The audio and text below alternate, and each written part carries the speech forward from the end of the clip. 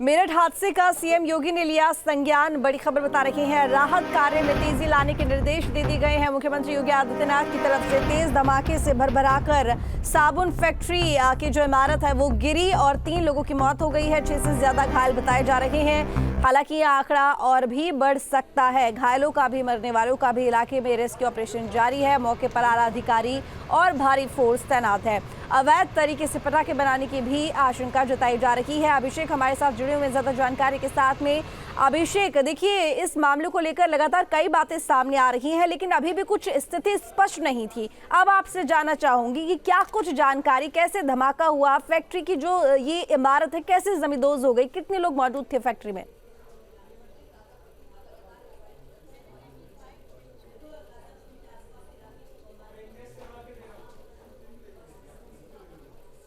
पूरा पैन करके मेरे वीडियो दिखाएंगे आपको। इसमें 8 से 12 मजदूर बताए जाते हैं, जिससे 8 से 12 मजदूर बताए जाते हैं। नीचे पड़ोसियों का ये दावा है कि साबुन बनाने की फैक्ट्री नीचे थी, ऊपर पटाखों का अवैध भंडारण बताया जाता है। हालांकि जिलाधिकारी विस्फोट की भयावहता यहाँ देखें, यहाँ विस्फोट हुआ, ये बराबर में एक फिटनेस ट्रेनिंग सेंटर है, ये क्षतिग्रस्त हुआ। लेकिन इसके बराबर में जो 100 मीटर दूर एक मकान है 2 मंजिला, क्योंकि कच्ची ईंटों से बना था, उसकी छत आप देख लीजिए धाराशायी होके यहाँ मुर्गी फार्म और कबूतर फार्म यहाँ बनाया जाता। सारे अधिकारी ने प्रथम दृष्टया 4 लोगों की मौत की पुष्टि इनकार कर दिया है। सवाल मेरा, आप पटे ना होने का निष्कर्ष कैसे निकाल रहे हैं? लेकिन ये माना जाता है कि साबुन बनाने में भी एक सिलिकॉन नाम का एक ज्वलनशील पदार्थ होता है, जिसके रिएक्शन करने से विस्फोट हो सकता है। लेकिन पिछले 2 साल में जितने विस्फोट वेस्ट यूपी में हुए हैं, जैसे हापुड़ के दोहलाना में पिछली, उसी में भी वो तत्व मिले थे जिसमें माना गया था कि ये पटाखे का अवैध भंडारण है। हालांकि जांच में क्या निकल के आता है ये बात की बात है। लेकिन आप देखिए कॉर्डन ऑफ इलाके को किया हुआ है, यहाँ फायर ब्रिगेड की कई गाड़ियां लगी हुई हैं। क्या बताया जाता है, यहाँ डीएम एसएसपी मौके पे मौजूद हैं।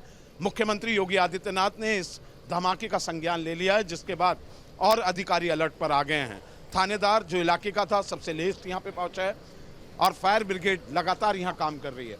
जेसीबी से जब शुरुआत में इसमें मलबा निकाला जा रहा था विस्फोट के बाद, तो दोबारा एक विस्फोट हुआ जिसमें जेसीबी चालक जो प्राइवेट था वो घायल हुआ है। अब पीछे की तरफ से यहाँ पर इस मलबे को पूरा पानी डाला जा रहा है। अब इस मलबे को हटा के ये चेक किया जाना बाकी है कि इस मलबे में कहीं और तो कोई नहीं दबा हुआ।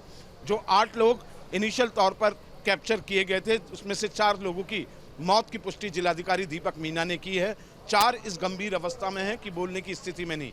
लेकिन जो प्रत्यक्षदर्शी यहाँ से गुजर रहे थे और अचानक से वो मजदूर तबके के लोग हैं, विस्फोट हुआ जिसमें एक महिला है, एक लड़का है जो उसकी जद में आए।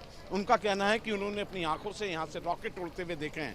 हालांकि प्रशासन लगातार इस बात से इनकार कर रहा है कि यहाँ पटाखों का जखीरा नहीं था।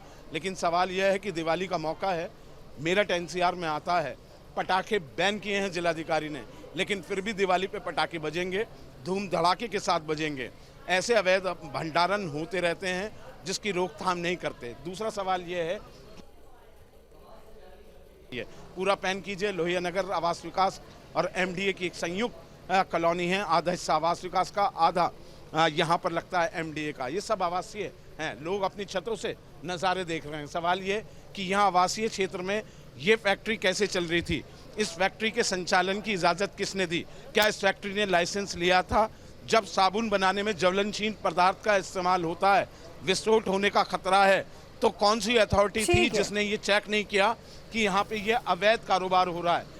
ठीक है, चलिए, बहुत शुक्रिया, संज्ञान लिया है। बड़ी जानकारी आपको दे रही है। राहत कार्य में तेजी लाने के निर्देश दे दिए गए हैं। तेज धमाके से भरभराकर साबुन फैक्ट्री गिरी थी, जिसमें 4 लोगों की मौत हो गई और 4 से ज्यादा लोग घायल बताए जा रहे हैं। अवैध तरीके से पटाखे बनाने पर भी चर्चा जो है वो की जा रही है।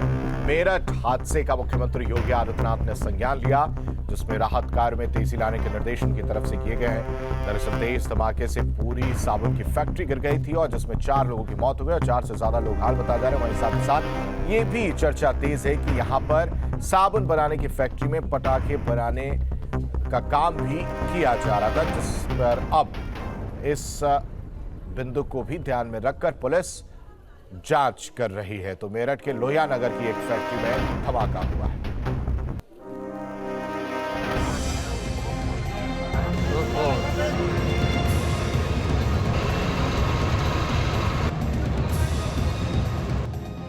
मेरठ के लोहिया नगर में साबुन बनाने की फैक्ट्री में जबरदस्त विस्फोट से 3 से ज्यादा लोगों की मौत हो गई है। वहीं कई लोग गंभीर रूप से घायल बताए जा रहे हैं। विस्फोट इतना जबरदस्त था कि जिस फैक्ट्री में ये विस्फोट हुआ वो पूरी तरह से तहस नहस हो चुकी है।